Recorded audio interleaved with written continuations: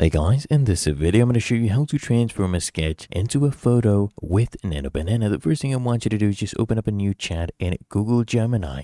Click here on Tools and toggle on Create Images. As you can see, this icon right here shows we're using Nano Banana. Then we will go ahead and upload our sketch. So I have my sketch right here. I'll just drag and drop this and we are going to use a prompt. I'll leave the prompt in the description if you want to go ahead and use as well. You can copy paste.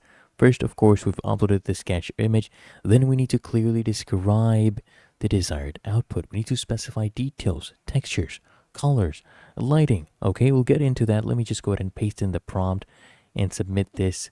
It will work its magic while we come back to it later. So we're basically telling it to transform the uploaded sketch. Okay, this is the intention, right? Into a photorealistic image of the majestic lion. And we're asking it to add these things, okay? Realistic fur texture, tense golden eyes, dynamic lighting, as if it was captured by a professional wildlife photographer, and focus on the detail and natural colors. So be very explicit with what you want to achieve.